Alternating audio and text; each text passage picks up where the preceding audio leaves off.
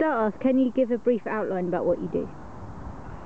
Generally, I'm a documentary editorial-based photographer that also utilises certain aspects in the commercial sector. So I do wedding photography, civil partnership, portraits, events, graduation photos, just other means to make some money. How long have you been into photography? About 11 years now. Started off as a part-time evening course, that led on to a degree. Then I did a master's degree after that, and then been working in the sector ever since. I'll just go through. Do you send out any particular messages within the depths of your photos? All depends what photos they are. Obviously, if it's my documentary work I do, then yeah, if there's a particular narrative or theme I want to try and get through within the photos, then yeah, I do try and portray that. But it's partly down to the reader.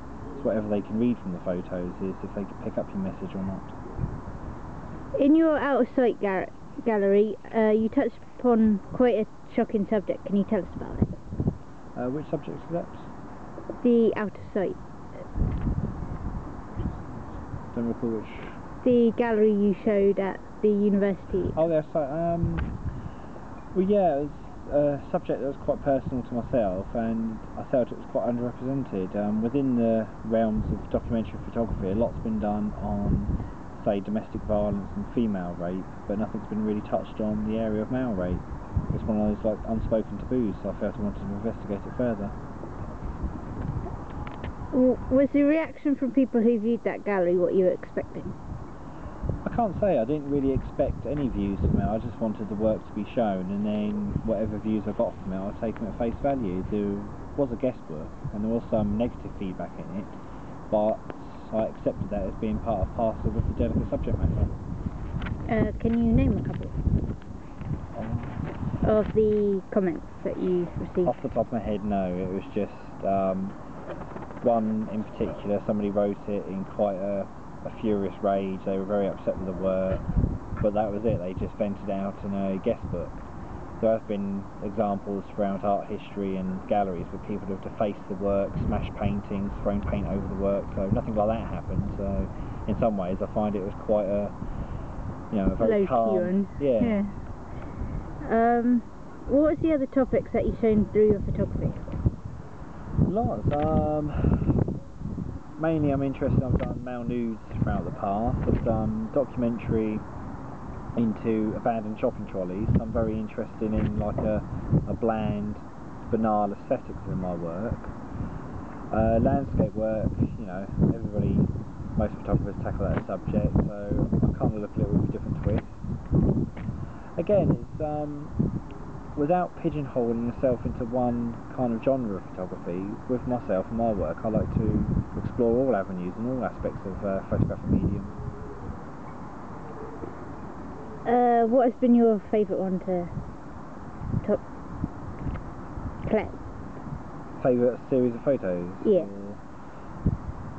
I don't know really. I'd say my biggest body of work that a lot of people seem to know me for is my pinhole work. I've done a lot of work over the years just exploring the use of pinhole photography. Oh, I know that photographer who's done that, quite well known for that. He does it through the mouth. Justin Quinnell. Yeah, that's the one. Is there anything that you'd like to achieve as a photographer within the next few years? Well, obviously most photographers strive for fame and success and want to get money. In some ways, just to get my work out there, more exhibitions, perhaps a book. I'm not in it for the money really. I look at it purely in a selfish fact. I do the photography for me, and if everybody else gets enjoyment out of it afterwards, then that's good. Is there any photographers that you aspire as like an idol or would like to be like? Without being too vague, all photographers really. I appreciate all photographers' trade, even the ones I hate. Well, hate's a strong word. For the likes of Martin Parr, I don't enjoy his work, I don't like his ethics, but in some ways I do aspire to his idea, his method, and how he's achieved it. So in some ways I've got no one photographer I look at. Finally, would you be able to... Oh, no. What advice can you give to any new photographers? Perseverance. That's all I can say really. In today in photography, especially with digital media becoming so prevalent within, you know, popular culture, I think almost everybody out there now has a digital camera and categorises themselves as a photographer, but if someone wants to make it, they will. I think just perseverance and just stay true to your heart. And finally, would you be able to tell us a bit about your next project?